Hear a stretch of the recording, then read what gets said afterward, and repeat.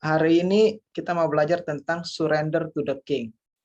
Ya, kalau dalam bahasa Indonesianya artinya berserah kepada sang raja. Nah, ah, kalau bicara tentang kerajaan ya, berserah itu adalah sebuah aktivitas yang memang natural ya. Naturalnya itu memang berserah karena perbedaan antara sebuah kerajaan dan juga sistem republik di mana hak kepemilikan pribadi itu dijunjung tinggi, itu ada perbedaan yang luar biasa, mendasar ya. Kalau dalam sistem kerajaan, segala sesuatunya itu adalah milik sang raja. Itu selalu Qaddafi ulang-ulang supaya kalian tanam itu dalam benak kalian, dalam hati kalian, karena Alkitab itu mengajarkan kita tentang kerajaan. Jadi kita ini adalah manusia yang hidup dalam kerajaan, ya, dalam kerajaan Bapa kita. Nah, Bapa kita itu adalah seorang raja. Dia memperkenalkan dirinya sebagai seorang raja. Jadi Tuhan itu memperkenalkan dirinya sebagai seorang raja. Itu kalian bisa baca di Alkitab. Dan Tuhan tidak pernah mengubah istilah itu sampai sekarang. Jadi kalau dia mengatakan bahwa dirinya seorang raja, maka seorang raja itu kan otomatis berkuasa dalam sebuah kerajaan. Jadi itu adalah sebuah hal yang uh, lumrah ya. Seorang raja berkuasa dalam sebuah kerajaan dan segala sesuatu yang ada dalam wilayah kerajaan tersebut, termasuk udara yang dihirup, itu adalah milik dari sang raja tersebut. Jadi mendengar kata raja itu kita harusnya udah apa ya? Harusnya udah biasa lah ya. Kita udah biasa tahu bahwa raja itu berarti kepemilikan mutlak gitu. Jadi tidak ada yang namanya hak pribadi ini milik saya sebagai rakyat ini milik saya, itu nggak ada. Di dalam kerajaan bahkan orang-orangnya pun itu adalah properti dari sang raja. Ya, itu adalah properti dari sang raja. Jadi termasuk manusianya, ya, manusia, hewan, hutan, tanah, air, semua yang ada di dalam air, apa yang ada di atas tanah, termasuk udara, termasuk bakteri-bakteri segalanya yang hidup di dalam wilayah kerajaan tersebut adalah milik dari sang raja. Nah, itu tidak bisa ditawar-tawar. Siapapun yang menjadi raja, dia punya hak atas segala sesuatu. Dia menentukan hidup dan mati, dia menentukan sesuatu itu berhak ada atau tidak ada. Nah, itu. Jadi itu supaya menjadi dasar kita dulu sebelum kita mulai. Nah, sehingga ketika kalian mendengar istilah berserah kepada Tuhan, berserah kepada Raja, itu adalah suatu ajakan untuk kalian mentaati konstitusi. Ya. Kenapa? Karena kalian tidak punya hak apa-apa kalau selama kalian berada di dalam kerajaan. Ya. Dan kalian tidak bisa keluar dari kerajaan ini. Masalahnya itu, karena kalian terlahir dalam kerajaan ini, eksistensi kita sebagai manusia itu secara natural ada dalam kerajaan ini. Kita tidak bisa tolak, ya. Kemudian kita tidak bisa, saya mau masuk, saya mau keluar dari situ. Tidak bisa. Jadi kita otomatis sudah ada di dalamnya. Nah, sehingga yang perlu kita lakukan itu adalah mengakui. Yang bisa kita lakukan adalah mengakui eksistensi dari kerajaan ini dan mulai hidup sesuai dengan tatanan yang ada dalam kerajaan ini. Itu yang bisa kita lakukan. Kita tidak bisa bilang bahwa terserah saya dong mau jadikan Yesus itu sebagai Tuhan atau Raja, itu terserah saya. Sebenarnya tidak seperti itu. Kita tidak punya hak untuk menjadikan Yesus itu Tuhan atau Raja, atau menjadikan Tuhan itu adalah Allah kita atau tidak. Dia otomatis adalah Allah kita, dia otomatis adalah Raja kita. Kita mau akui atau tidak, dia adalah Raja kita. Sama seperti misalnya begini, kita punya Presiden Pak Jokowi. Waktu Pilpres yang lalu dia berkompetisi dengan salah satu kandidat juga anak bangsa yang cukup hebat, yaitu Pak Prabowo. Nah, saat dalam kontestasi ini kemudian dimenangkan oleh Pak Jokowi, orang mau akui bahwa yang presiden itu bukan Pak Jokowi, terpaksa otomatis harus mengakui bahwa yang presiden itu adalah Pak Jokowi. Tidak bisa bilang, oh pokoknya saya mau mengakui bahwa presiden saya itu Pak Prabowo, tidak bisa. Karena faktanya adalah presidennya adalah Pak Jokowi. Nah, jadi kita hanya bisa mengakui ya bahwa presiden kita Pak Jokowi. Itu dia. Kita tidak bisa menolak sekalipun kita tidak setuju dengan dia. Kita tidak bisa menolak. Faktanya itu. Demikian juga dalam kerajaan Allah, kita tidak bisa menolak Yesus itu sebagai raja. Ya, kita tidak bisa menolak. Jadi kalau orang bilang, saya mau jadi Kristen, saya mau jadi ini, saya mau jadi ini, terserah saya mau mengakui Tuhan itu ada, atau saya tidak mengakui Tuhan itu ada, itu terserah saya. Itu adalah suatu pernyataan yang ya agak bodoh lah ya, karena orang itu tidak, kita tidak bisa menghilangkan Tuhan, ya, karena dia ada. Nah, kita hanya bisa mengakui, ya, kita mengakui. Terserah kita mau tutup mata atau mau tidak mau mengakui, itu urusannya kita, ya. Itu bukan urusannya Tuhan. Nah, jadi kalau dalam sebuah kerajaan berserah kepada seorang raja itu adalah keharusan, ya. Karena segala sesuatu ditentukan oleh dia. Nah, masalahnya itu.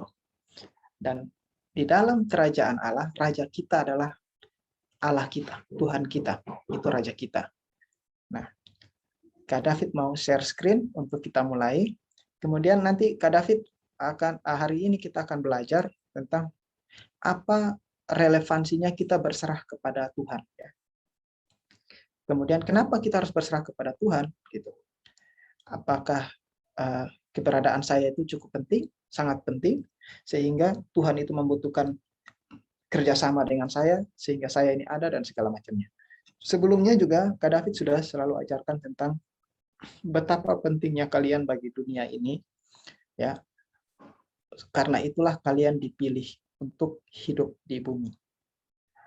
Ingat dari ratusan ribu sperma yang bisa dikeluarkan oleh ayah kalian, atau jutaan ya sperma, dan itu adalah jutaan kemungkinan, dan hanya satu yang berhasil, yaitu kalian. Artinya kalian adalah yang terbaik, kalian adalah yang tersehat, kalian adalah yang terkuat, ya. Jadi kalian itu adalah juara. Nah, itu fakta, itu tidak bisa disangkal ya. Itu memang fakta bahwa kalian memang sehebat itu. Bahkan itu waktu kalian belum jadi apa-apa aja udah sehebat itu. Nah, kemudian kalian hadir di bumi ini. Jadi adanya kalian itu otomatis kalian sudah dipilih oleh Tuhan. Jadi kalian tidak dipilih oleh Tuhan setelah kalian lahir baru. Tidak. Kalian dipilih oleh Tuhan sejak dunia ini dijadikan. Sebelum kalian ada, kalian sudah dipilih oleh Tuhan. Nah, karena sebelum dunia dijadikan kalian sudah dipilih, maka Tuhanlah yang menentukan siapa manusia yang harus ada. Oh, Kak David, kalau begitu termasuk penjahat-penjahat, psikopat, dan segala macamnya itu. Ya, Tuhan sudah memilih mereka. Untuk mereka ada. Tetapi kepada manusia ini, Tuhan berikan kehendak bebas, kan? Jadi apa hidup mereka, itu tergantung pada mereka sendiri. Mereka bisa memilih untuk menjadi apa saja. Itu kehendak bebas. Karena Tuhan itu kan kasih. Kasih itu tidak bisa memaksa. Ya. Surrender to the King. Ayat pedoman kita ada di Roma 12 ayat 1. Nah, oke, kita lanjut. Kita baca Roma 12 ayat 1. Sudah bisa lihat screen-nya ya? Bisa. Oke, siap. Oke. Roma 12 ayat 1. Nah, Roma 12 ayat 1 ini dimulai dengan karena itu, saudara-saudara. Jadi karena itu itu bentuk kalimat yang akibat gitu ya.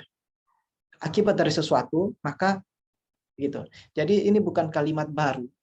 Jadi dia Roma 12 ayat 1 ini bukan sesuatu yang dimulai, sesuatu awal, tetapi ini adalah sesuatu yang dipengaruhi oleh kalimat-kalimat sebelumnya. Artinya apa? Nanti kita harus baca ke ayat 11, ke pasal 11 itu, pasal 11 isinya apa? Sehingga pasal 12 itu konklusinya oleh Paulus, yaitu karena itu saudara-saudara, demi kemurahan Allah. Nah, demi kemurahan Allah. Demi kemurahan itu belas kasihan, ya, mercy. Ya. Demi supaya kamu dapat belas kasihan Allah. Nah, aku menasihatkan kamu supaya kamu mempersembahkan. Nah, Paulus cuma bilang aku menasihatkan kamu, bukan aku memerintahkan kamu. Nah, karena Paulus ngerti bahwa itu adalah pilihan masing-masing orang, hak bebas orang. Nanti kita lihat di pasal 11 itu bahwa Tuhan itu memberikan sesuatu, tetapi kebebasan kita untuk mau menyambut itu atau membuang itu kebebasan kita. Nah, itu hebatnya manusia di situ. Aku menasihatkan kamu supaya kamu mempersembahkan tubuhmu sebagai persembahan yang hidup, yang kudus, dan yang berkenan kepada Allah. Nah, itu adalah ibadahmu yang sejati. Jadi ibadah yang sejati bukanlah nyanyi-nyanyi, ya. Ibadah yang sejati bukanlah ibadah di gereja setiap hari Minggu atau persekutuan doa. Itu bukanlah ibadah yang sejati, ya. Ibadah yang sejati itu selalu private, pribadi, ya. Jadi ibadah yang sejati menurut Paulus di sini adalah kalau kita mempersembahkan tubuh kita sebagai persembahan yang hidup, yang kudus, dan yang berkenan. Kenapa harus persembahan yang hidup, yang kudus, dan yang berkenan kepada Allah? Nanti itu kita belajar hari ini ya, supaya kalian juga paham. Karena kalian ini masih muda, kalian masih punya banyak kesempatan, dan kalian adalah orang-orang yang dipilih Tuhan untuk mengubah dunia ini. Jalan cerita dunia ini kalian yang tentukan nanti. Ya, orang-orang yang sudah tua, ya, mereka meninggalkan warisan-warisan mereka. Tetapi kita lihat apakah warisan itu akan mendatangkan kebaikan atau tidak. Tetapi kepada kalian, setiap generasi baru yang lahir, kepada kalian diberikan kesempatan untuk punya peran untuk menentukan nasib bumi ini seperti apa. Nah, jadi Kak David tidak sedang untuk berusaha menjadikan kalian itu agamawi ya, fanatiknya agama Kristen dan segala macamnya. Kita fanatiknya dengan Tuhan ya, bukan dengan agama. Jadi Kak David itu membawa sesuatu yang mau berusaha supaya kita berpikir lebih terbuka, lebih besar daripada sekedar tembok gereja dan juga tembok agama. Nah, supaya kalian ngerti bahwa sebagai manusia itu kalian harus apa, gitu. Ini bukan lagi sebagai orang Kristen saya harus apa, tidak. Lebih kepada sebagai manusia saya harus apa, sebagai manusia yang sudah ditebus saya harus bagaimana. Jadi peran manusia itu jauh lebih besar daripada agama. Ya, peran manusia jauh lebih besar daripada agama. Itu yang harus kita ingat-ingat. Jadi kita tidak jadi orang yang radikal fanatik terhadap agama, kemudian ritualistik, ya, fanatik terhadap suatu denominasi tertentu atau gereja tertentu dan mulai mendiskreditkan orang lain, menganggap orang lain sesat dan segala macamnya. Oh, kamu orang berdosa, kamu agamanya ini, kamu itu, kamu akan binasa dan segala macam. Tidak seperti itu. Ya, kita akan belajar bagaimana menjadi manusia, ya, yang sesuai dengan kehendaknya Tuhan. Dan kehendak Tuhan itu universal. Tuhan hanya kenal manusia. Tuhan tidak kenal agama A, B, C. Tuhan hanya kenal manusia.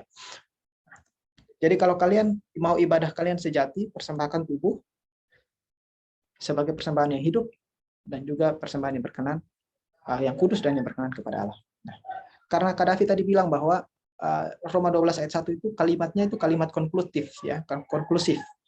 Jadi karena itu, maka kita harus lihat ke Roma pasal 11. Nah, Kak David tidak bedah lagi Roma pasal 11 bilang apa dan segala macamnya baca per ayat, tetapi Kak David tulis saja pokok pikiran dari Roma pasal 11 ya. Yaitu di ayat terakhirnya itu adalah segala sesuatu berasal dari Tuhan. Ya, ini ingat baik-baik. Kita berada dalam sebuah sistem kerajaan dan Tuhan tegaskan bahwa segala sesuatu itu berasal dari Dia. Segala sesuatu ada oleh Dia, ya. Dan segala sesuatu itu ada untuk Dia. Itu kita harus ingat-ingat itu. Segala sesuatu berasal dari Tuhan, jadi oleh Dia dan untuk Dia, kepada Dia. Jadi Tuhan itu adalah pusat dari segala sesuatu. Itu yang mau disampaikan oleh Paulus. Itu yang pertama. Nah, yang kedua adalah di Roma pasal 11 itu menceritakan tentang bangsa Israel itu telah dipilih Tuhan dan segala macamnya, tapi mereka mengabaikan. Nah, jadi intinya adalah Tuhan itu memilih siapa yang dikehendaki olehnya. Ya, seorang raja itu bebas untuk memilih, dia tidak punya penasehat atau dia tidak bisa dipengaruhi oleh siapapun. Ya, dia mau pilih siapa, itu yang dia pilih. Nah, jadi Tuhan memilih siapa yang dikehendakinya untuk menunjukkan kasih karunia dan keuntungan, tetapi memberikan juga kehendak bebas kepada yang dipilih untuk menerima atau menolak hal tersebut. Ya. Tuhan memberikan kasih karunia, memberikan kebaikan, memberikan segala macam keuntungan kepada orang yang dipilihnya. Ya. Tetapi ingat, orang yang dipilihnya itu siapa? Ya, dalam konteks di ayat 11, pasal 11 adalah bangsa Israel. Ya. Tetapi mereka menolak, kemudian akhirnya ya itu kehendak bebasnya bangsa Israel ya, untuk menolak ya. Kemudian bangsa Israel menolak kasih karunia Tuhan yang Tuhan anugerahkan dan memilih untuk tidak taat. Nah, tetapi Tuhan juga tidak menyesali pilihannya. Kita harus tahu bahwa ini adalah diskusi yang menarik juga nih, topik yang menarik juga nih. Di Alkitab ada sering dikatakan Tuhan menyesal Tuhan segala macamnya. Kok bisa Tuhan itu menyesal? Nah itu kalian bisa cari tahu tentang itu. Tapi kita harus tahu bahwa Tuhan itu kan maha tahu. Nah, dia harusnya tahu dong endingnya kayak apa. Kemudian dia tahu juga dong resiko-resikonya kayak apa. Nah, apakah Tuhan menyesali pilihannya terhadap bangsa Israel karena Tuhan memilih mereka, kemudian dia tolak? Nah, di pasal 11 ditegaskan bahwa Tuhan tidak pernah menyesali yang telah dipilihnya. Dia tahu itu tidak pernah salah. Dia tahu dia tidak pernah salah. Nah, jadi dia tidak menyesal dengan pilihannya. Karena ketidaktaatan Israel, maka Tuhan dengan kemurahannya memilih bangsa-bangsa selain Israel untuk mendapatkan kasih karunia sehingga keselamatan dari Allah mencapai kepada segala bangsa, kepada semua orang. Nah, Yesus itu dipilih, ditentukan untuk lahir di bangsa Israel, supaya bangsa Israel itu mendapatkan pelajaran langsung tentang Yesus itu. Nah, tujuannya Allah adalah memilih bangsa Israel sebagai tempatnya itu adalah nanti keselamatan itu datangnya itu dari Israel gitu, kepada bangsa-bangsa. Memang keselamatan dari Tuhan itu bukan hanya untuk orang Israel, tetapi untuk seluruh manusia. Nah, tetapi Tuhan memilih bangsa Israel supaya berita keselamatan dan segalanya itu datang dari Israel. Sehingga ada kemuliaan tersendiri dong kalau dari ibaratnya kita jadi resources-nya gitu lah ya. Ya itu ada kemuliaan tersendiri di situ. Nah, Tuhan memilih bangsa Israel, tetapi bangsa Israel menolak ya. Sehingga kemudian firman Tuhan itu diberitakan kepada bangsa-bangsa lain dan sampai pada tahun 2022 dan akan terus berita Injil itu akan terus diberitakan. Kita pun saat ini jadi mengenal Yesus, pengorbanan Yesus, apa keuntungannya bagi kita, dan kita jadi bisa mengenal tentang kabar baik kerajaan Allah. Itu yang terpenting, yaitu bahwa kalau dulu kita itu sebelumnya tidak punya masa depan, seorang terhukum mati kita ini atau narapidana mati ya, yang dapat vonis hukuman mati, tetapi kemudian oleh kasih karunia Yesus, kasih karunia Allah melalui pengorbanan Yesus, maka kita ini sudah diselamatkan sehingga kita bisa punya masa depan lagi. Seorang terpidana mati tidak punya masa depan selain dia tahu bahwa masa depannya adalah kematian.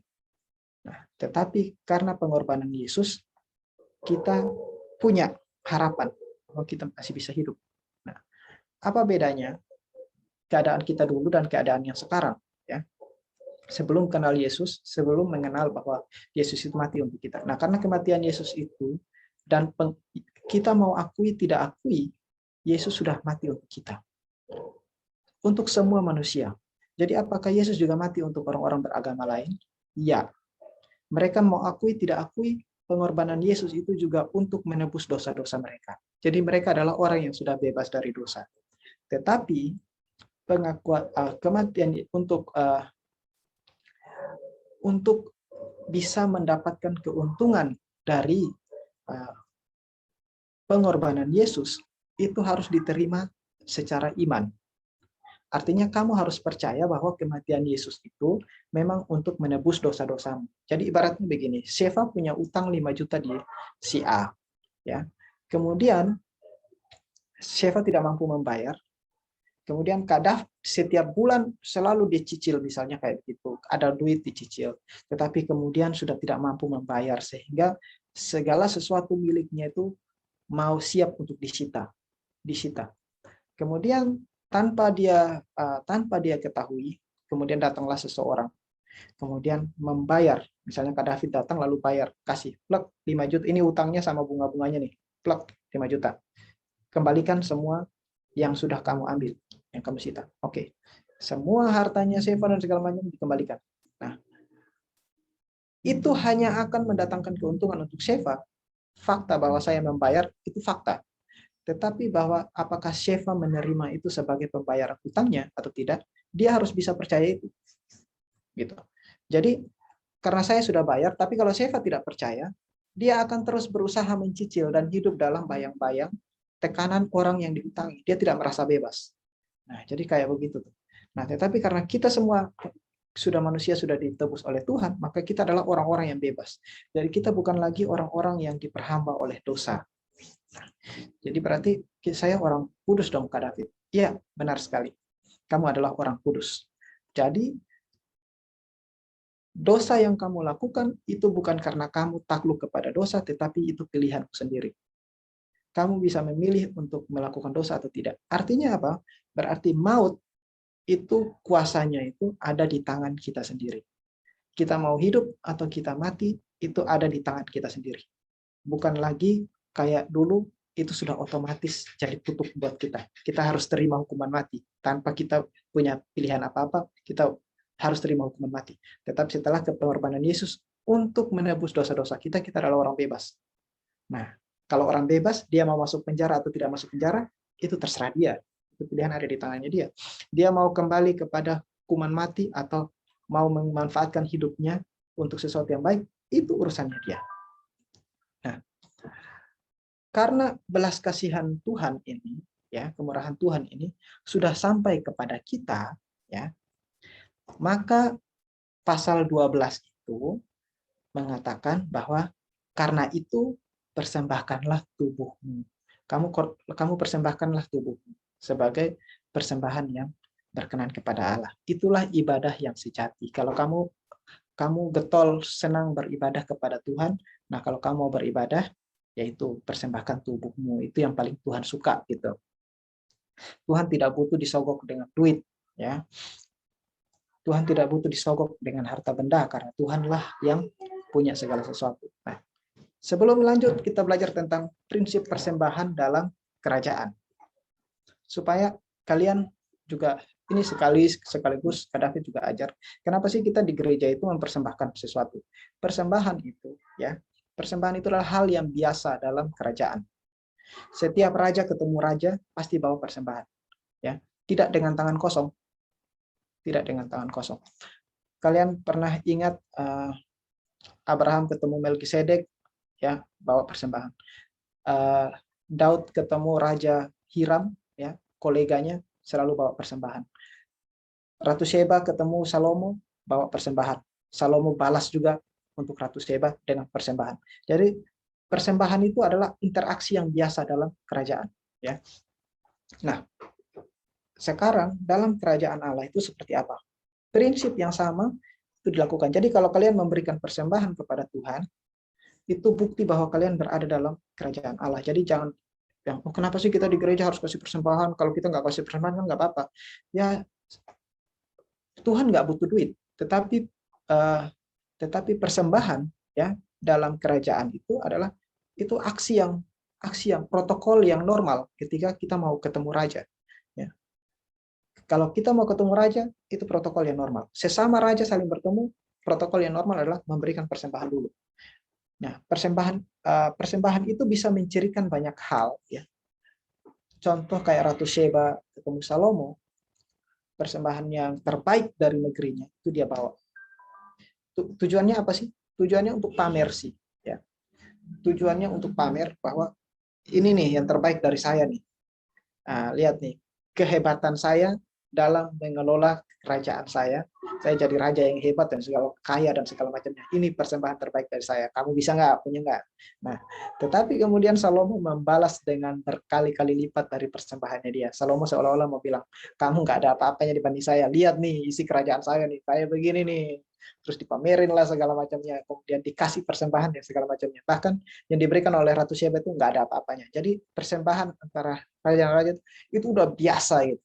Itu udah biasa untuk saling memamerkan, ya kasarnya itu memamerkan ya, tetapi itu kayak etalase ya, etalase dari apa yang saya miliki dan mampu saya lakukan.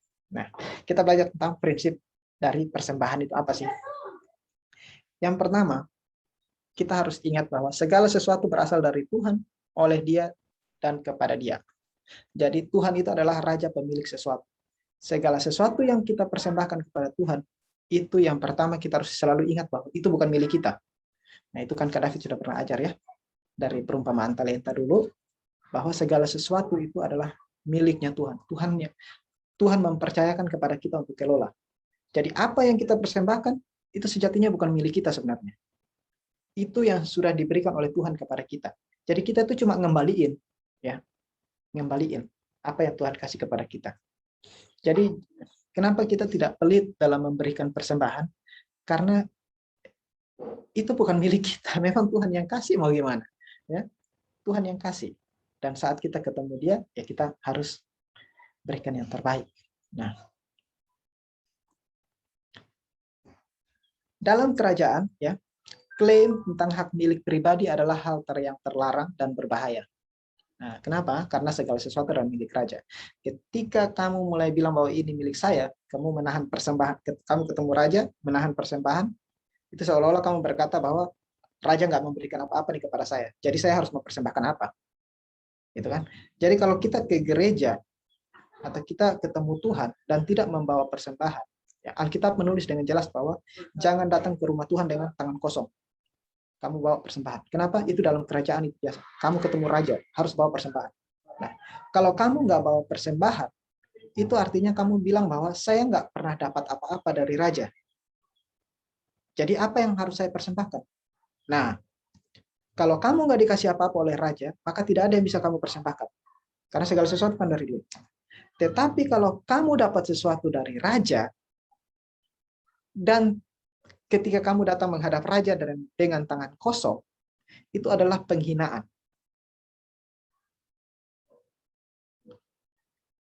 Ya, itu adalah penghinaan. Karena kamu seolah-olah mengatakan bahwa saya tidak dapat apa-apa dari kerajaan ini. Gitu. Ya kasarnya kayak begitu. Itu gimana ya? Maksudnya kita mau nggak mau kita harus mengakui itu. Atau kita bilang bahwa ini adalah milik saya. Suka-suka saya mau kasih kepada siapa. Nah, dalam kerajaan itu adalah hal yang berbahaya.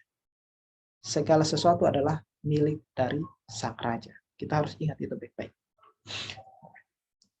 Jadi kita tuh bukan jadi orang yang kalau mau kasih persembahan hitung-hitungan. Nah, kenapa kita tidak hitung-hitungan? Karena kita tahu bahwa kita sudah dapat yang terbaik dari raja, kita datang untuk memberikan yang terbaik. Kenapa kita memberikan yang terbaik? Karena apa yang kita persembahkan adalah pemberian yang berasal dari Tuhan. Kemudian persembahan kepada Tuhan adalah bentuk nyata dari pengakuan bahwa Tuhan adalah pemilik segala sesuatu yang kita kelola. Jadi persembahan kepada Tuhan itu bentuk nyata. Nyatanya itu apa? Kamu kasih persembahan itu loh. Yang kelima, persembahan adalah bentuk pertanggungjawaban atas pengelolaan hak miliknya Tuhan atau hak miliknya raja. Ya, jadi kita bertanggung jawab. Kita sudah terima, saat kita datang bawa yang terbaik, maka raja akan lihat, dari yang saya kasih, dia bawa yang terbaik nih buat saya. Apa yang dia hasilkan ya? Nah, kita bawa kepada Tuhan. Itu bentuk pertanggungjawaban, ya, bentuk pertanggungjawaban. Ingat, pertanggungjawaban berarti itu bukan milik kita, tetapi kita hanya sebagai pengelola. Ingat itu baik-baik. Nah, yang keenam, ini yang paling penting. Kualitas persembahan ya menunjukkan seberapa besar penghormatan dari orang yang memberi. Nah, kalau kita ketemu orang yang lebih besar dari kita, nah itu kualitas persembahannya itu menentukan. Suatu hari Tuhan kasih perumpamaan kayak begini. Tuhan kasih cerita kayak begini. Suatu hari Yesus itu duduk di dekat peti persembahan, lalu dia lihat orang-orang yang datang kasih persembahan. Ada yang kasih sekantong uang besar, sejumlah besar uang, ada yang sedikit dan segala macam. Lalu datanglah seorang janda yang kasih cuma 2 peser duit. Ya. Lalu Yesus bilang begini. Mungkin dia masukkan cicring, cicring ya gitu ya. Kemudian Yesus bilang begini. Semua orang memberi, tetapi apa yang diberikan oleh janda ini jauh lebih besar daripada apa yang diberikan oleh orang lain. Kenapa? Karena dia memberikan segala sesuatu yang dia miliki. Jadi walaupun cuma 2 duit, ya, tetapi nilainya itu jauh lebih besar daripada yang diberikan oleh orang lain. Ya, jadi ibaratnya kamu punya 10 juta di rekeningmu, kamu ketemu Tuhan dan hanya datang kasih bawa persembahan 1 juta. Ya, artinya kamu punya 10 juta kasih persembahan 1 juta, berarti berapa persen kualitas yang kamu persembahkan? Itu berarti 10% dari apa yang kamu miliki kamu bawa. Tetapi janda ini dia cuma punya duit 200.000, ya, cuma punya duit 200.000, dan dia datang dia taruh 200.000 dalam persembahan. Artinya 100% yang dia miliki itu dia kasih. Nah, itu yang disebut oleh Tuhan sebagai persembahan yang terbaik. Jadi persembahan yang terbaik itu bukan Yesus nggak pernah ajar atau kita mengira-ngira sendiri. Yesus sudah pernah ajar itu. Ya. Jadi kualitas persembahannya itu menunjukkan seberapa besar penghormatan dari orang yang memberikan kepada raja. Nah, kalau itu sudah, sekarang kita yang lebih intens, yang lebih dalam lagi. Nah, itu tadi persembahan, ingat-ingat ya. Sekarang Kak David sharing tentang Tuhan dan rancangannya. Ini sudah Kak David ulang-ulang juga. Kak David akan ulang-ulang terus sampai kita itu paham.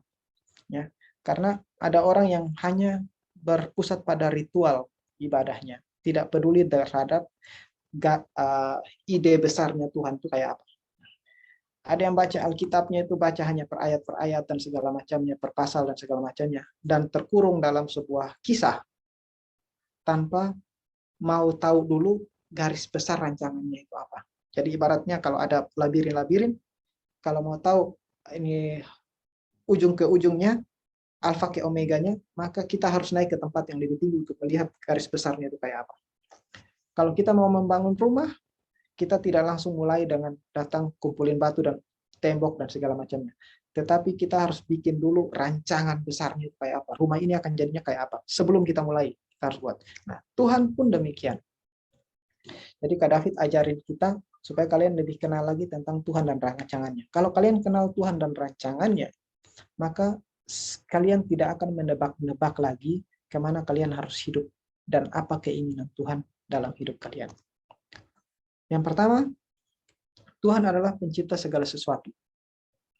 Ya, Dia yang memulai segala sesuatu dan dari Dia sumber segala sesuatu. Itu yang pertama. Yang kedua, Tuhan adalah pemilik segala sesuatu. Itu prinsip dasarnya. Jadi tidak ada yang milik seseorang, tetapi segala sesuatu milik Tuhan. Yang ketiga, Tuhan itu maha kuasa. Dia itu maha hadir dan Dia juga maha mengetahui. Artinya Dia tuh komplit. Manusia ya disebut tidak sempurna. Kenapa? Karena pengetahuan kita tidak sempurna. Kemampuan pengetahuan kita itu berkembang seiring garis waktu. Ya. Jadi semakin lama kita hidup, semakin banyak yang kita tahu. Dan semakin banyak yang kita, ya tergantung juga seberapa banyak kita mau mencari tahu ya tentunya. Nah, tetapi Tuhan itu maha tahu segala sesuatu. Bahkan Dia tahu yang kita tidak tahu. Yang keempat adalah tidak ada yang mustahil bagi Tuhan kecuali melawan hukum atau firman-Nya sendiri. Kalau Tuhan itu kasih, maka tidak mungkin Dia membenci. Nah, tetapi Tuhan itu membenci perbuatan-perbuatan yang jahat. Ya otomatis itu ya. Kemudian kelima, ketetapan Tuhan itu kekal. Nah, ini yang kalian harus ingat-ingat. Ketetapan Tuhan itu kekal, tidak bisa berubah. Kekal artinya tidak bisa berubah. dan tidak akan dia ubah. Itu penting tuh. Nah, ketetapan Tuhan itu kekal, tidak bisa berubah, tidak bisa diubah oleh siapapun, tidak bisa diubah oleh DPR, tidak bisa diubah oleh Presiden Indonesia, tidak bisa diubah oleh Presiden Amerika atau siapapun. Ya, tidak bisa diubah oleh sejumlah besar manusia, apapun tidak bisa. Jadi dalam kerajaan itu kalau raja dan rakyatnya, raja bilang pajaknya 10%, kemudian rakyatnya bilang, oh tidak mau dong, pajaknya pokoknya kami mau dari rakyat itu 5%. Oh tidak bisa seperti itu. Tidak bisa seperti itu. Apa yang diperintahkan oleh raja sebagai ketetapan, sudah jadi ketetapan, maka itu berlaku. Ya, mengakui tidak mengakui tetap berlaku. Dan dia tidak akan ubah. Jadi supaya kita tahu tentang rancangan Tuhan itu kekal dari ujung ke ujung. Ya. Sebelum Tuhan memulai segala sesuatu, ia mulai dengan menetapkan rancangannya dari awal hingga akhir. Nah itu. Jadi sebelum Tuhan mulai, Tuhan rancang dulu. Tuhan itu tidak langsung asal mulai. Ya, bikin lu manusia, yuk bikin yuk ini. Ya siapa tahu bagus, siapa tahu. Tuhan tidak begitu. Dia sudah rancang dulu. Apa yang harus ada, itu dia sudah buat. Apa yang harus ada pertama, yang kedua, dan ketiga, fase-fase di mana fase-fase apa ini harus ada, di mana fase mana ini harus pergi. Itu Tuhan sudah rancang dulu, baru dia buat. Makanya walaupun banyak ilmuwan mengatakan bahwa kejadian kita ini adalah suatu kebetulan, berdasarkan teori Big Bang, bahwa segala sesuatu itu adalah kebetulan, ya, kita tidak bisa memungkiri bahwa segala sesuatu ini berjalan di bawah suatu harmoni. Ada suatu aturan, suatu hukum yang mengatur segala sesuatu. Dan ini harus seimbang, tidak bisa tidak seimbang.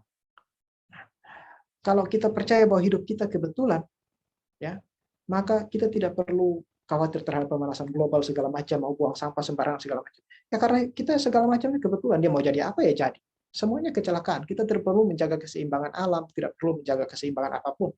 Ya. Tetapi dunia ini faktanya bergerak dalam sebuah keseimbangan dan ada hukum-hukum yang mengatur itu. Ya. Berarti kita harus tahu bahwa ada seorang desainer di balik itu. Nah, bagi saintis mereka berusaha mengejar apakah benar ada desainer di balik ini dan segala macam. Tapi kita tidak perlu seperti itu. Kita tidak perlu capek-capek begitu. Sudahlah tinggal akui saja kok repot. Ya. Kemudian seluruh ciptaan Tuhan termasuk manusia, ya, termasuk manusia adalah kesatuan yang dibutuhkan untuk mencapai akhir yang Tuhan inginkan sesuai dengan rancangannya. Jadi segala ciptaan Tuhan termasuk manusia. Apakah meteor itu perlu? Perlu sekali. Apakah bintang itu perlu? Perlu sekali. Apakah pohon putri malu itu perlu ada di dunia ini? Perlu sekali. Apakah kecoa yang saya benci itu harus ada di dunia ini? Dia sangat dibutuhkan. Tanpa dia dunia kita ini jadi sangat kotor. Ya. Kecoa itu sangat berperan penting dalam daur ulang. Apakah lalat yang selalu mengganggu saya itu penting? Penting sekali. Kalian harus tahu lalat itu detektif yang luar biasa. Banyak kasus pembunuhan itu diselesaikan oleh lalat. Supaya kalian tahu. Nah, loh gimana caranya Kak David? Kalian cari tahu lah sendiri. Kalau kalian suka dengan hal-hal misteri yang berbau seperti itu, penyelidikan segala macam, cari tahu pentingnya lalat. Kemudian artinya apa? Debu pun itu sangat dibutuhkan. Nah, kalau debu saja dibutuhkan untuk memenuhi rancangan Allah, apalagi kalian. Nah, itu dia. Jadi segala sesuatu termasuk kita, ya, itu adalah kesatuan yang dibutuhkan untuk mencapai akhir yang Tuhan inginkan sesuai dengan rancangannya. Nah, kemudian yang harus kita ingat, yang Kak David ingin kalian ingat-ingat adalah Tuhan bekerja fokus hanya untuk mewujudkan rancangannya supaya jadi sempurna. Tuhan fokusnya cuma itu. Jadi Tuhan sudah mulai kerja dari sejak dunia ini dijadikan, Tuhan sudah mulai kerja dan menjadikan dunia dan segala isinya. Nah, dia hanya fokus kerja untuk sampai akhir yang dia inginkan. Artinya apa? Tidak ada segala sesuatu yang terjadi itu di luar kendalinya Tuhan. Mau seburuk apapun, manusia boleh punya kehendak bebas, tetapi Tuhanlah yang menentukan hasil akhirnya kayak apa. Ya, jadi kalian tidak perlu khawatir tentang masa depan kalian. Ya, Tuhan sudah atur itu. Ya, dan Tuhan fokusnya hanya pada rancangannya. Rancangannya itu sudah sempurna soalnya, baru dia tetapkan. Nah, jadi Tuhan fokusnya di situ. Dan Kak David sudah dalam pertemuan-pertemuan yang lalu, Kak David juga pernah bilang bahwa apakah ada orang yang berusaha mengubah rancangan Tuhan? Ya ada. Terus gimana? Berhasil nggak? Nggak, disingkirkan oleh Tuhan. Tuhan siap menyingkirkan siapa saja yang mengganggu rancangannya. Siapa saja. Termasuk Musa. Kalian harus ingat, Musa itu adalah orang yang Tuhan bilang paling lembut hatinya. Tetapi Tuhan singkirkan. Karena keberadaan Musa pada akhirnya mengganggu rancangannya Tuhan. Setelah kasus dia pukul batu itu kan, keluar air pahit, lalu bangsa Israel banyak yang mati. Tuhan bilang, saya suruh kamu ke toko, kamu pukul. Nah, kalau itu mengganggu rancangannya Tuhan, Tuhan singkirkan. Bukan hanya orang jahat yang Tuhan singkirkan. Ya. Jadi itu juga memberikan kepada kita suatu ketenangan. Jadi kan keberadaan saya harus bermanfaat. Saat saya sudah tidak bermanfaat, Tuhan bilang, oke David, kamu kayaknya sudah cukup deh kerjamu sampai sini. Kamu harus pergi. Maka kita pergi dengan tenang. Tahu waktunya kita kapan, tahu waktunya kapan kita akan pergi. Kapan kita harus ada, kapan kita harus pergi. Ya, jadi itu adalah hal yang biasa. Nah, kemudian manusia diciptakan serupa dan segambar dengan Allah, kemudian ditempatkan dalam ruang dan waktu. Serupa dan segambar dengan Tuhan. Jadi manusia itu ditetapkan untuk jadi penguasa juga nih. Manusia terbatas dalam kemampuan dan pengetahuan, tetapi memiliki otoritas untuk mengakses kuasa yang Tuhan miliki melalui Roh Kudus. Nah, saat Tuhan menciptakan manusia, dia taruh rohnya di dalam manusia. Kemudian karena dosa, Roh Kudus ini kan tidak bisa tinggal di tempat yang berdosa. Nah, jadi kalau kalian mau persembahan yang layak untuk Tuhan, udah berkenan kepada Allah, ya itu adalah yang bisa Tuhan tinggali dong, tubuh yang bisa Tuhan tinggali. Artinya tubuh tanpa dosa. Nah, tubuh tanpa dosa atau tubuh dengan dosa itu terserah kita, bukan terserah Tuhan. Pilihannya ada di tangan kita. Nah, kalau Tuhan hidup di dalam kita, Roh Kudusnya hidup dalam kita, firman-Nya ada dalam kita, maka kita punya kemampuan, kita memiliki otoritas untuk mengakses kuasa yang Tuhan miliki. Nah, itu sebabnya doa itu adalah kerjasama antara kita dengan penguasa yang lebih tinggi. Doa itu ibarat proposal nih, atau ibarat petisi. Makanya kata doa itu kan dari kata petisi, permintaan. Permintaan itu otomatis kepada kuasa yang lebih tinggi. Saya nggak punya kemampuan untuk ini, tetapi kamu punya. Kamu mau nggak saya kasih izin untuk kamu melakukan sesuatu di tempat saya. Itu yang namanya doa. Jadi kita berdoa itu minta kuasa yang kita nggak punya kepada yang punya kuasa itu, supaya melakukan sesuatu dengan seizin kita. Nah, peran manusia di bumi ini penting seperti itu, adik-adik. Tuhan tidak bisa melakukan apapun di bumi tanpa izin manusia. Kenapa? Karena Tuhan menempatkan manusia sebagai penanggung jawab atas bumi ini. Tuhan itu kalau sudah mendelegasikan sesuatu, dia itu tahu diri, dan juga dia itu ngerti manajemen. Ya, kita belajar manajemen dari Tuhan soalnya. Dan kalau dia sudah distribusi kekuasaan kepada seseorang, Tuhan tidak lagi campur-campur. Ya, Tuhan tidak lagi campur-campur. Tuhan itu hanya sebatas penasehat. Kamu lakukan ini dong, lakukan itu dong. Ya, tetapi kalau dia sudah bilang bahwa manusia, kamu yang menjadi penguasa atas bumi, atas segala sesuatu ini ada di tangan kamu. Kamu yang menentukan hidup dan matinya segala sesuatu yang ada di bumi. Maka Tuhan berikan kuasa itu. Ya, Tuhan angkat tangan dari situ.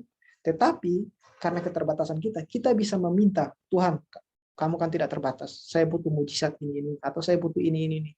Tuhan, tolong lakukan. Nah, itu ibaratnya kita punya izin.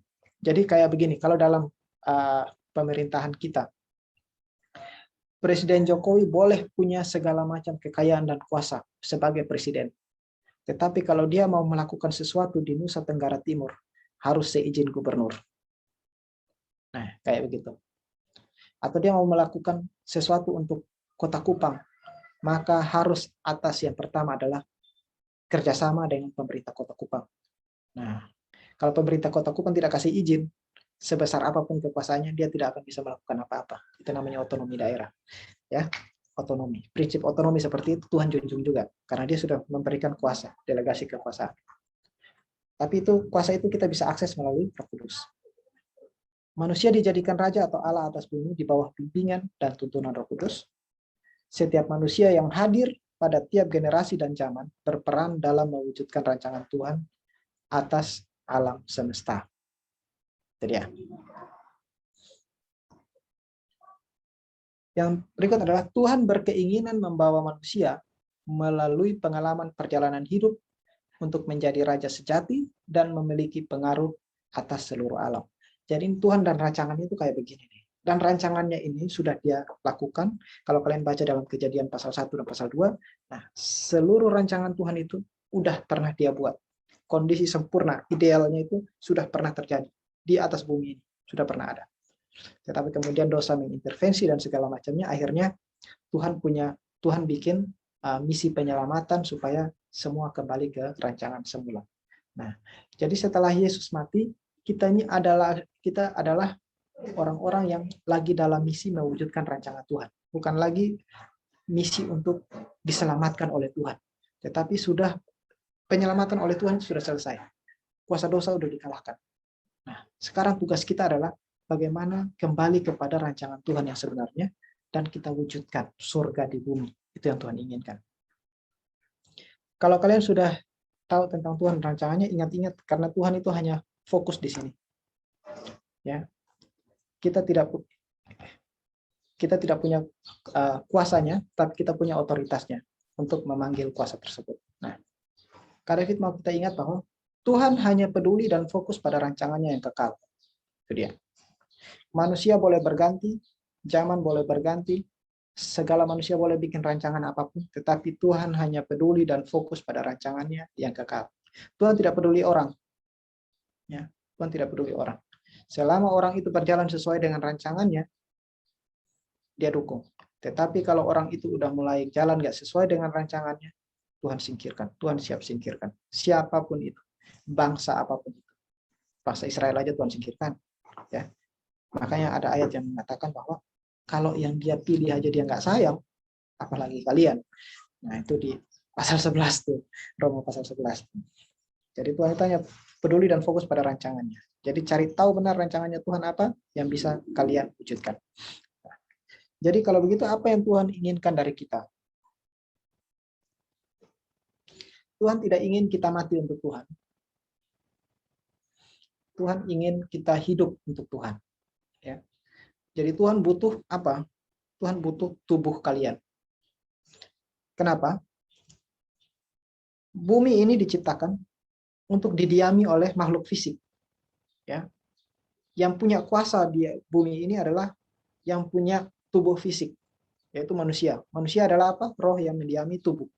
Ya. Jadi tubuh ini sangat penting. Kalau kalian tidak punya tubuh ini, kalian dikeluarkan dari bumi ini. Makanya kalau di Pengkhotbah kalau nggak salah itu bilang kalau orang mati rohnya kembali kepada Tuhan. Kenapa? Karena dia sudah ilegal di bumi. Apakah Roh Kudus ilegal di bumi? Roh Kudus juga kalau tidak ada manusia ya yang takut akan Tuhan, yang layak untuk ditinggali, maka Roh Kudus juga tidak punya kuasa apa-apa di bumi ini. Termasuk setan. Jadi segala sesuatu roh itu tidak punya kuasa apa-apa di bumi. Ya, itu sudah ditetapkan oleh Tuhan sendiri loh. Kejadian pasal 1 26 ya, 27. Yang bisa berkuasa atas bumi adalah manusia, yaitu roh yang mendiami tubuh. Makanya Tuhan penting ingin tubuhnya kita juga. Demikian juga iblis. Supaya dia punya pengaruh, dia butuh tubuhnya kita juga. Nah, jadi apa yang Tuhan inginkan dari kita? Yang pertama, tubuh hidup kita. Setan tidak butuh orang mati. Ya, setan tidak butuh orang mati. Ya, jangan terlalu membesar-besarkan setan itu ya. Dia itu cuma makhluk tak berguna. Ya. Dan dia butuh tubuh. Tapi Tuhan juga butuh tubuh. Jadi perangnya Tuhan dengan setan itu memperebutkan tubuh kita. Ya. Sebenarnya Tuhan tidak berusaha memperebutkan, ya.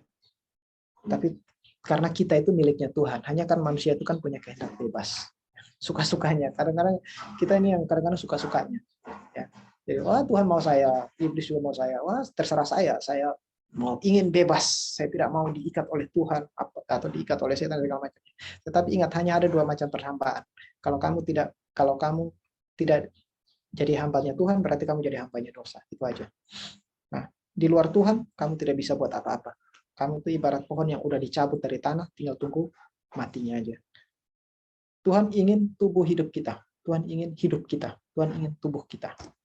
Kemudian Tuhan ingin kerelaan kita.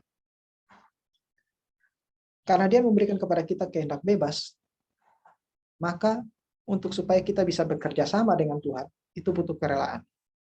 Nah, kamu memang miliknya Tuhan. Ya. Tetapi Paulus itu berusaha menyadarkan kita, kitab suci itu berusaha menyadarkan kita bahwa kita ini miliknya siapa. Nah, kita itu miliknya Tuhan. Tetapi karena kita punya kehendak bebas segala macamnya, untuk bisa kerjasama dengan Tuhan, itu butuh kerelaan. Ya, kita belajar yang namanya kerelaan. Kamu mau nggak? Nah, bangsa Israel nggak mau. Akhirnya kasih karunia itu pindah ke kita. Tapi apakah mereka ditinggalkan oleh Tuhan? Tidak juga. Ya. Kemudian Tuhan mau kamu percaya. Ya. Tuhan ingin bahwa, tubuh saya untuk Tuhan nih. Saya rela dipakai oleh Tuhan. Nah, saat kita mulai dipakai oleh Tuhan,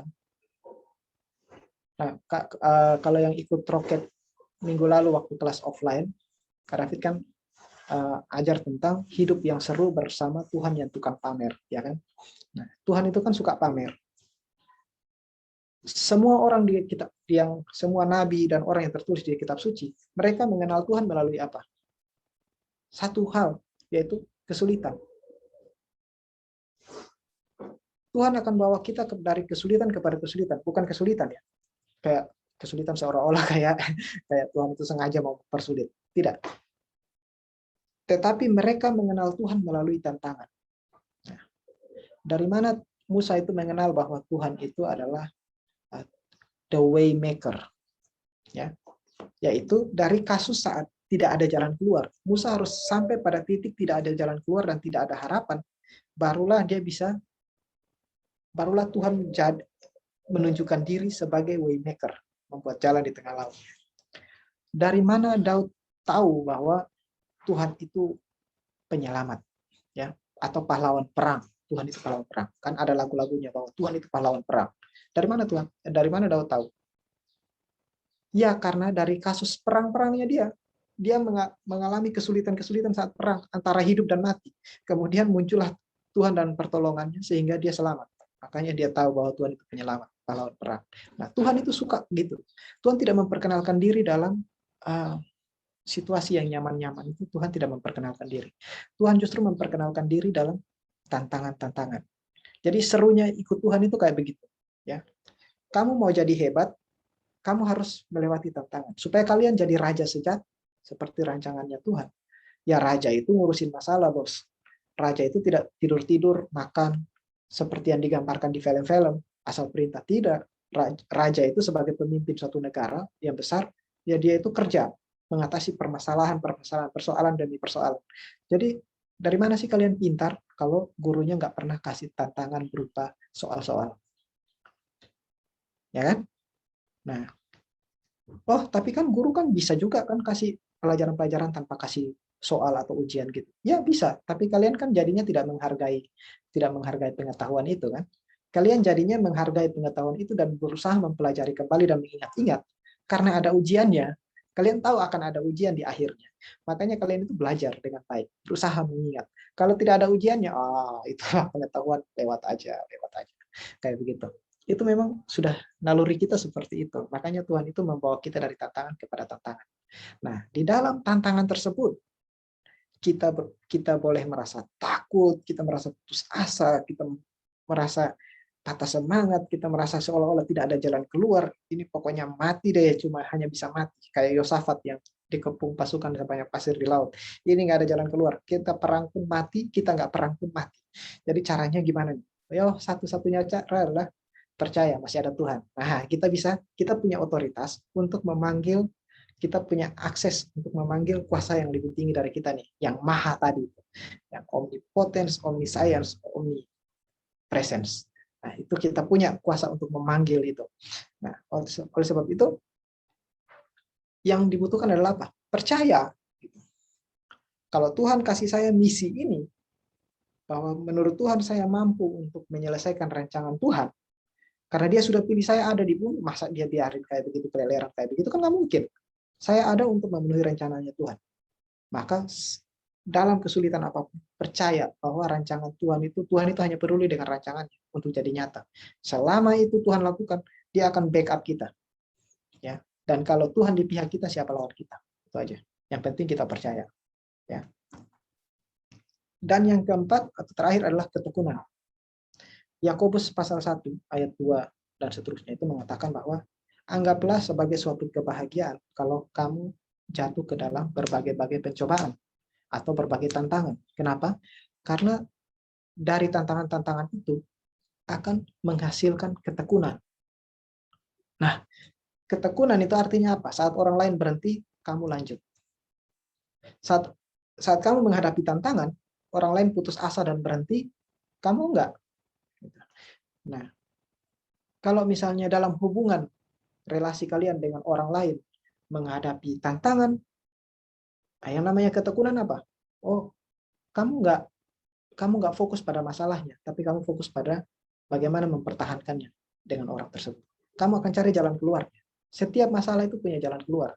Bukan asal ada masalah, ya kita cukup sampai di sini. Ya, saya mau ketemu orang lain. Pokoknya kamu itu udah nggak banget lah.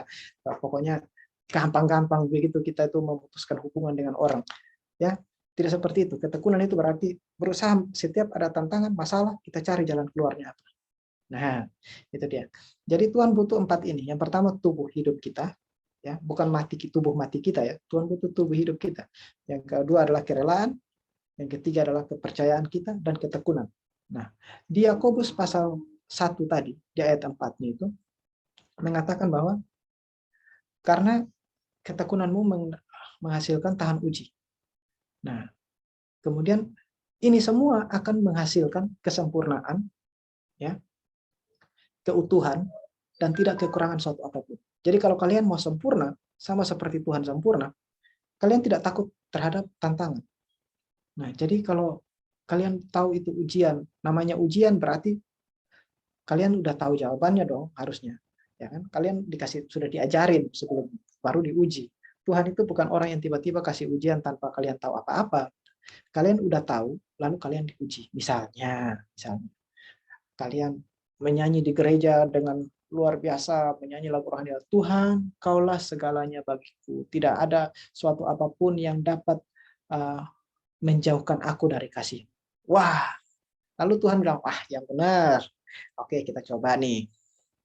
Pacarmu ngajak kamu melakukan hal-hal yang buruk. Nah, gimana tuh? Nah, atau Tuhan, uang itu nggak ada apa-apanya dibanding engkau. Pokoknya fokus ikut Tuhan. Harta itu, dunia, segala macamnya itu tidak punya pengaruh. Nah, Tuhan bilang, masa sih? Oke, kita tes nih. Nah, tujuan tesnya Tuhan itu bukan cuma sebatas untuk meningkatkan kualitas hidup kita, tetapi juga untuk pamer. Nah, itu yang Tuhan suka lakukan. Seperti Ayub. Saat Ayub percaya bahwa Tuhan itu segalanya, segala sesuatu berasal dari Tuhan, maka Tuhan uji, kasih tunjuk kepada pamer kepada iblis. Caranya gimana? Ambil seluruh hartanya Ayub. Untuk membuktikan perkataannya Ayub. Jadi hati-hati kalian. Kalau kalian menyanyi ucapkan sesuatu dengan mulut, hati-hati. Karena apapun yang kalian ucapkan akan dipakai untuk membuktikan kualitas kalian. Apakah itu hal yang buruk, David? Itu hal yang baik. Kenapa? Karena klaim terhadap kualitas itu tidak bisa hanya melalui tutur kata, tetapi harus melalui ujian.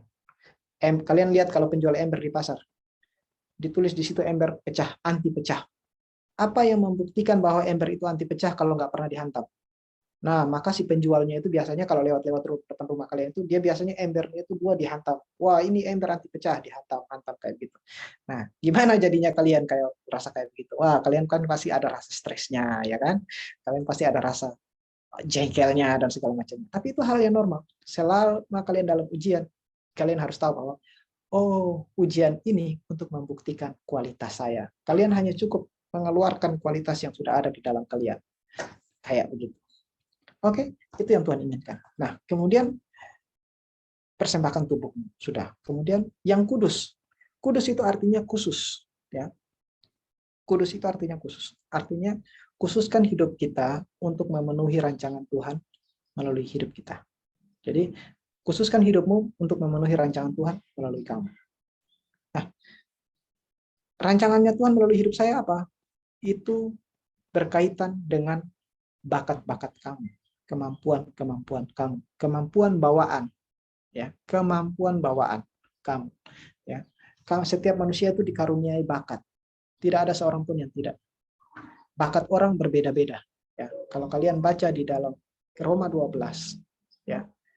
Roma 12 persembahkan tubuh dan segala macamnya, di bawah-bawahnya itu ada bilang bahwa kita ini tubuh Kristus dan setiap anggota berfungsi sebagaimana fungsinya masing-masing.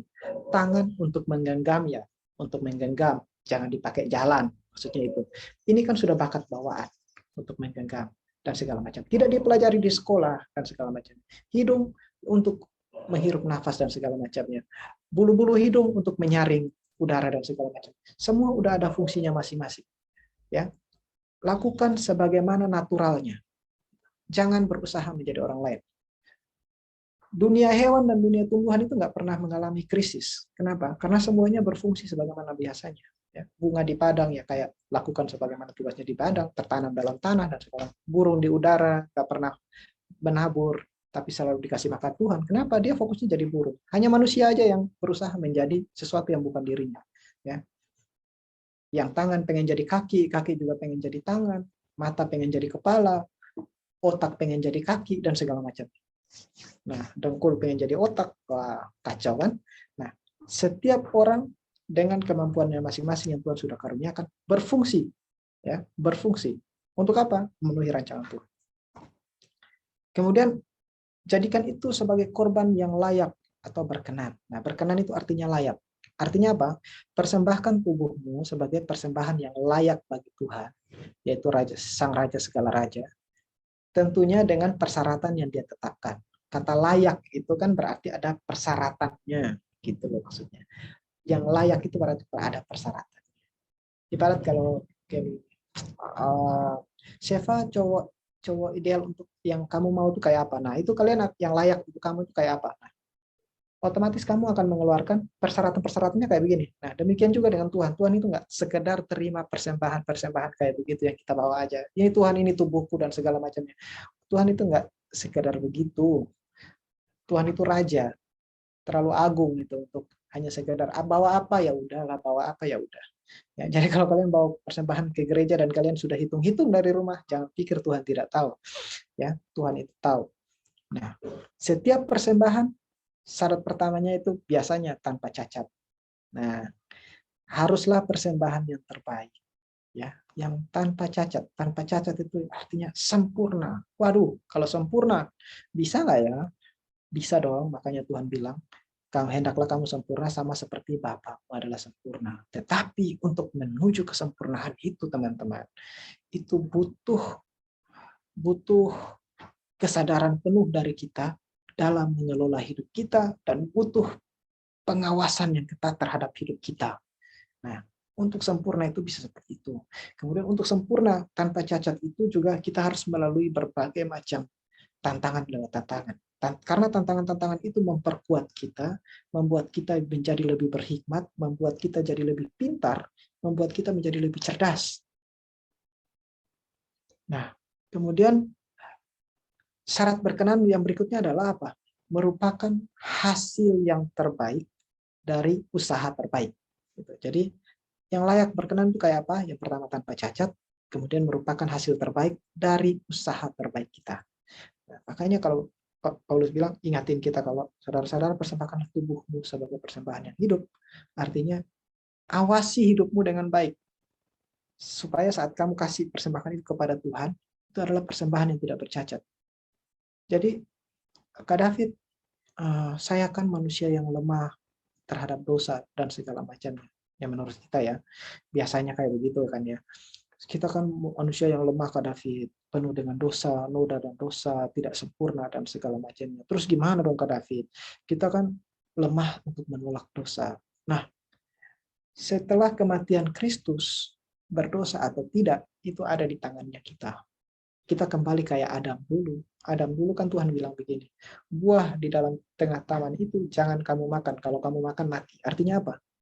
Artinya Adam mati atau tidak ditentukan oleh siapa?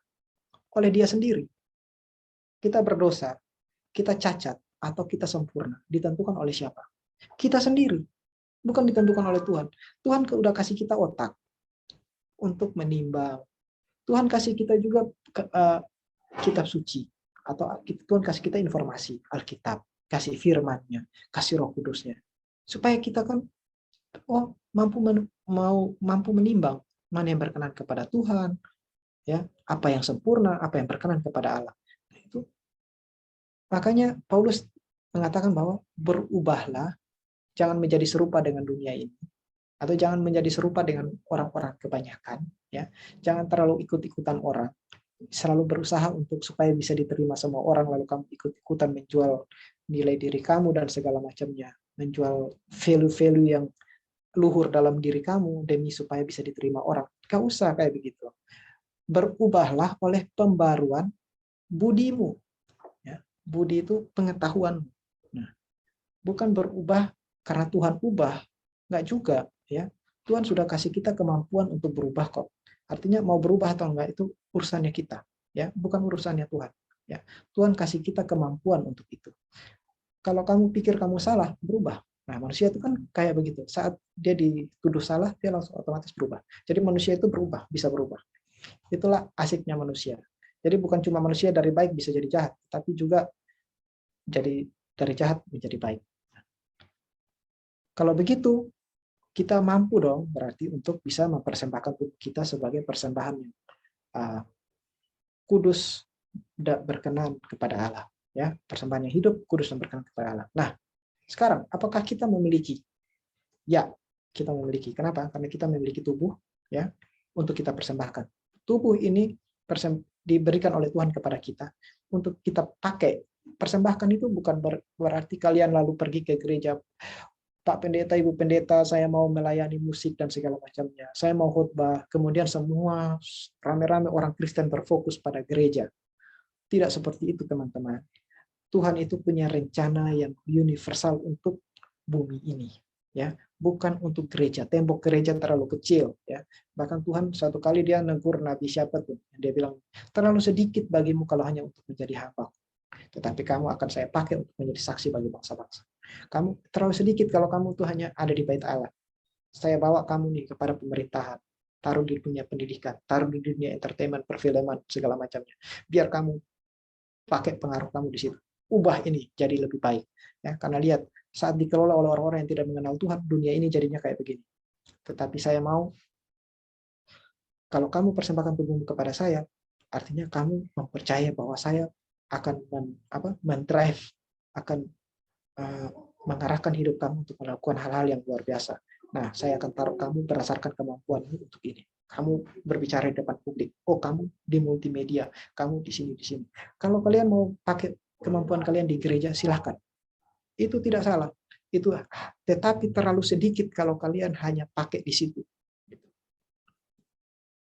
Terlalu sedikit. Kalau kalian punya kemampuan untuk hukum, pakailah untuk menolong orang-orang yang tertindas. Kalau kalian punya kemampuan untuk mengelola informasi dan segala macamnya, jadilah guru untuk orang-orang yang terbelakang dan segala macamnya. Kalau kalian punya compassion yang lebih dan segala macam untuk orang-orang yang berdisabilitas, keluar dari gereja, cari orang-orang yang punya yang tidak terjangkau oleh orang lain, yang disisihkan oleh orang dan segala macamnya. Kalau kalian punya kemampuan untuk mempengaruhi orang lain lewat kata-kata dan segala macam, gunakan itu untuk bersaksikan bebas, ya. Kalian bisa gunakan segala macam metode, segala macam cara untuk menarik orang kepada Yesus, ya. Asal bukan dengan cara menjual diri, ya. Itu salah, ya. Ada yang orang, supaya dia jadi Kristen, nikah aja sama saya biar jadi bisa saya pindahkan dia agamanya dan segala macamnya. Bukan seperti itu ya, bukan seperti itu. Tetapi bagaimana menjadi manusia yang berguna untuk memenuhi rancangan Tuhan. Rancangan Tuhan apa sih? Menjadikan bumi sama seperti surga. Nah, melalui apa? Melalui kemampuan kalian. Suatu hari mungkin akan ada presiden yang keluar dari komunitas kita. Segala sesuatu yang kamu impikan adalah rancangan yang Tuhan sediakan untuk kamu. Apapun yang kamu impikan, ya, kesuksesan, Tuhan sudah siapkan untuk kesuksesan. Tetapi yang namanya kesuksesan adalah kalau rancangan Tuhan berhasil kamu laksanakan. Tugas Tuhan kepada kamu, kamu berhasil laksanakan, maka kamu disebut sukses. Jadi gunakan bakatmu untuk mencapai kesuksesan tersebut. Nah, kalau kamu udah sukses, sudah waktunya kamu untuk pergi, ganti lagi generasi yang baru. Nah, mereka juga punya beban yang sama untuk menjadikan bumi, terus menjadikan bumi ini seperti surga. Kita tidak perlu hidup ribuan tahun di bumi. Tidak perlu. Ya, cukupkan waktu, gunakan waktu kita yang sedikit ini dengan efektif. 70, 80 tahun, 60 tahun, atau mungkin kita cuma punya waktu hidup 2 tahun ke depan. Siapa yang tahu? Tetapi maksimalkan potensi yang Tuhan sudah taruh dalam hidup kita, ya, gunakan itu untuk memenuhi rancangan Tuhan. Itu yang disebut dengan persembahkanlah tubuhmu sebagai persembahan yang hidup, yang kudus, khususkan bagi Tuhan, untuk Tuhan pakai, kemudian dan yang berkenan. Artinya, selain Tuhan pakai, kamu harus jaga hidup kamu untuk tetap kudus, supaya tetap layak bagi Tuhan untuk Tuhan tinggali. Layak bagi Roh Kudus untuk selalu Roh Kudus tinggali. Kenapa? Karena kunci kepada kesuksesan kita itu Roh Kudus. Kita tidak tahu rancangan Tuhan itu apa dalam hidup kita kalau tanpa Roh Kudus. Michael Jackson tahu bahwa bakatnya itu adalah menyanyi, tetapi tanpa Roh Kudus, lihat hidupnya kacau balau. Ya, jangan seperti itu. Tuhan senang kamu bakat kamu menyanyi dan Tuhan mau kamu itu mempengaruhi dunia lewat suara kamu. Ya, tetapi bukan fokusnya pada nyanyinya, tetapi apa yang kamu nyanyikan. Nah, supaya mempengaruhi generasi-generasi berikutnya. Jadi kalau kamu punya suara yang bagus, jangan sekedar bernyanyi kemudian nyanyi lagu-lagu yang tidak membangun orang.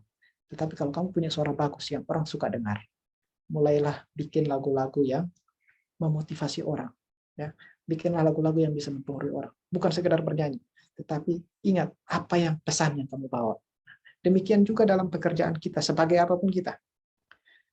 Bukan hanya sekedar bekerja, tetapi nilai dari apa yang kita kerjakan itu apa. Hasil akhir dari yang kita kerjakan itu apa. Apakah itu bermanfaat bagi kerajaan Allah, ataukah hanya sekedar untuk ya foya-foya, atau ya yang penting untuk sekedar dapat duit. Ya, tidak seperti itu. Kalau semua orang bergerak sesuai dengan rancangan Tuhan, menuju rancangan Tuhan, itu pasti dijamin bahwa surga ini akan, bumi ini akan menjadi sama seperti surga sesuai dengan rancangan Tuhan. Amin. Itu saja sharing yang mau Kak David bagi pada sore hari ini. Jadi, apakah kalian mau merelakan hidup kalian untuk dipakai oleh Tuhan? Ya, hidup kalian sudah dibeli oleh Tuhan, tetapi Tuhan nggak pernah maksa. Ya, hidup kalian sudah dibayar lunas oleh Tuhan, tapi Tuhan tidak pernah maksa. Apakah kalian mau atau tidak, itu terserah kalian. Tetapi ingat, kalau kalian mau, kesuksesan kalian dijamin. Kalau kalian tidak mau, ya hidup akan terasa sangat sulit buat kalian. Ya, kadang tidak mengancam, tetapi begitulah kenyataannya. Mau akui atau tidak akui, Tuhan itu Tuhan dan Raja dalam hidup kita. Mau akui atau tidak akui, itu faktanya. Jadi, apakah kalian mau berserah kepada Tuhan? Serahkan hidup kalian. Kak David sih saran, serahkan hidup kalian kepada Tuhan, ya, untuk Tuhan pakai. Tuhan akan bimbing kalian menggunakan waktu-waktu kalian dengan sangat bijaksana. Tidak terbuang percuma. Nah, tapi butuh kerjasama kalian nih. Kalian mau nggak nih? Oke, sampai di sini ada pertanyaan mungkin?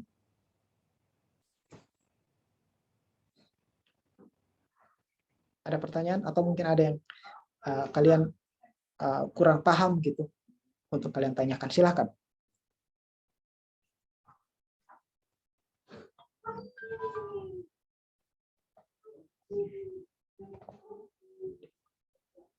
Ada? Kalau tidak ada, kalau gitu kita berdoa. Tidak ada ya? Kak David mau ingatkan bahwa tanggal 28 nanti Roket punya kegiatan. Jadi Selamat mempersiapkan diri bagi teman-teman, persiapkan yang terbaik. Manfaatkan tubuh kalian dengan baik untuk bisa membuat pertunjukan yang terbaik. Terlebih dari itu, bahwa ada nilai-nilai yang terbaik yang bisa kalian persembahkan kepada Tuhan melalui kegiatan kita di tanggal 28. Oke, kalau tidak ada, mari kita berdoa. Kak David berdoa untuk kalian. Tuhan, terima kasih Tuhan untuk pertemuan pada sore hari ini. Adik-adik kami semua dapat belajar untuk bagaimana mempersembahkan tubuh kami sebagai persembahan hidup kepada Engkau. Kami belajar tentang bagaimana selayaknya kami mempersembahkan sesuatu kepada Tuhan. Dan kami mempelajari bahwa betapa Engkau sangat mementingkan rancangan Tuhan, sehingga hidup kami ini ada untuk memenuhi rancangan Tuhan. Kami tahu bahwa ketika kami keluar dari rancangan-Mu, maka kami menjadi tidak berguna. Tetapi kami mau sore hari ini ya Tuhan, dengan kerelaan hati mempersembahkan hidup kami kepada Engkau sebagai persembahan yang hidup, persembahan yang kudus dan yang berkenan kepada Allah. Karena itu adalah ibadah kami yang sejati. Terima kasih ya Tuhan. Tuhan, hamba berdoa buat adik-adik hamba, Engkau pakai mereka Tuhan. Mereka adalah generasi yang telah Engkau pilih untuk ada di zaman ini, untuk melakukan, untuk berkontribusi bagi terwujudnya rancangan Allah surga di bumi ini ya Tuhan. Oleh sebab itu, ya Roh Kudus, berkati mereka, sertai mereka senantiasa. Berikan kepada mereka ide-ide, berikan kepada mereka passion, berikan mereka ketekunan. Ya Tuhan, bawa kepada mereka masalah-masalah yang bisa mereka pecahkan ya Tuhan. Sehingga mereka dapat tumbuh, Engkau promosi ya Tuhan. Sebab promosi datang melalui masalah. Sama seperti Yusuf yang muncul ketika ada masalah krisis moneter di Mesir ya Tuhan. Oleh sebab itu ya Bapa, kami percaya bahwa kami tidak takut menghadapi tantangan apapun ya Tuhan. Karena kami bersama-sama dengan Engkau. Kami tahu bahwa kami tidak punya kuasa untuk segala macamnya. Tapi Engkau punya ya Tuhan. Dan kepada kami diberikan otoritas untuk menggunakan kuasa Allah. Terima kasih ya Bapa. Terima kasih ya Tuhan. Sertai orang tua kami ya Bapa, berkati mereka. Teman-teman yang akan memilih untuk melanjutkan pendidikan di jenjang yang lebih tinggi, Tuhan sertai mereka. Tuhan tunjukkan kepada mereka bakat-bakat mereka, sehingga mereka tidak salah memilih jurusan, mereka tidak salah untuk memilih pendidikan. Sertai mereka, lindungi mereka daripada yang jahat. Berkati teman-teman mereka, biarlah mereka dalam pergaulan mereka dapat menjadi contoh, mereka dapat menjadi terang, menjadi garam. Mereka yang mempengaruhi, bukan dipengaruhi. Terima kasih ya Tuhan. Berkati juga lingkungan hidup mereka. Berkati coach-coach yang mengajar di tempat ini ya Bapak, melalui forum ini. Tuhan berkati sehingga kepada kami diberikan hikmat untuk mendidik generasi-generasi muda ini untuk menjadi generasi yang layak bagi kerajaan Allah. Terima kasih ya Tuhan. Ya Raja, kami mempersembahkan hidup kami sepenuhnya ke dalam tangan-Mu ya Tuhan. Segala sesuatu ada di bawah kendali-Mu ya Bapa. Terpujilah nama Tuhan kekal sampai selama-lamanya. Kami percaya bahwa Engkau senantiasa menyertai dan melindungi kami, menjauhkan kami daripada yang jahat. Kasih karunia-Mu, penyertaan-Mu, kebaikan sentiasa mengejar kami ya Bapa. Berkat-berkat-Mu tidak pernah kami kekurangan ya Tuhan. Dan kami mau mempersembahkan segala sesuatu yang terbaik yang telah Engkau berikan kepada kami. Kami kembalikan ke dalam tangan. Dalam nama Yesus kami berdoa dan ucap syukur. Haleluya. Amin. Oke, selamat sore teman-teman. Dan sampai jumpa di waktu yang akan datang. Shalom.